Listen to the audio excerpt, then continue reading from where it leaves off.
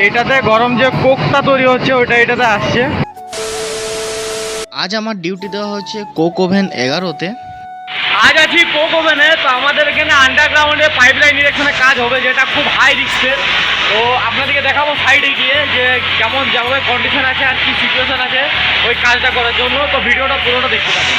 Finally পেয়ে গেছি ইএমডির gas ক্লিয়ারেন্সের paper.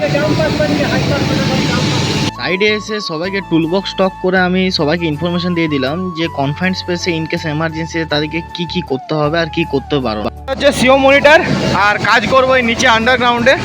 তো ইএমডি ক্লিয়ারেন্স পেয়ে গেছি, এখন আমাদের ওটু মনিটর আসা বাকি আছে। ওটু মনিটর আসবে, তারপরে ভেতরে ইন্সপেকশন করতে যাব, কেমন ওয়ার্কিং সাইট আছে সেটা আপনাদের দেখাবো। ওয়াকি টকিও নিয়ে নিয়েছি, কারণ আমাদের কমিউনিকেশনের জন্য এটা লাগে। আর এটা হচ্ছে কোক ওভেন 11, দেখতে পাচ্ছেন।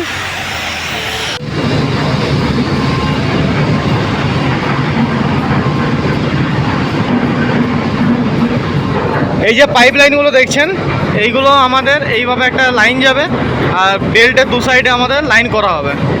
এটা হচ্ছে আন্ডারগ্রাউন্ড, ভেতরে তো আরও যেতে হবে কারণ ওইখানে গেলে গ্যাস থাকতে পারে। তো এখন তো আমরা ইএমডি ক্লিয়ারেন্স নিয়েছি, তবু আমরা গ্যাস চেক করে আমরা যাই। তো এটা আমাদের রুলস অ্যান্ড রেগুলেশনের মধ্যে পড়ে। পাইপ আজকে শিফট করে দিয়েছি, আজকে এর বেশি কাজ ভেতরে হবে না, বাকি কাজ ওপরে হচ্ছে। তো চলুন ওপরে কাজগুলো দেখাচ্ছি। এখন পাইপ লাইন ইরেকশনের কাজ চলছে, এগুলো সব রেডি করা হবে আর কালকে আবার আন্ডারগ্রাউন্ডে গিয়ে এইগুলো ফিট করা হবে। এখানে কাজগুলো চলছে, এখানে বসে আছে আমাদের সুপারভাইজার বাবু। এইটা হচ্ছে আমাদের পাজি, আর এই হচ্ছে উইঞ্চ মেশিন। আমাদের উইঞ্চের রোপ নামবে ওপর থেকে, ওখানে প্রকাশ দ্বারা দাঁড়িয়ে আছে। আন্ডারগ্রাউন্ড আবার ইন্সপেকশন হবে, মাল তৈরি হচ্ছে। এইটাতে গরম যে কোকটা তৈরি হচ্ছে ওইটা এটাতে আসছে। দেখুন এই জায়গাটা দেখুন।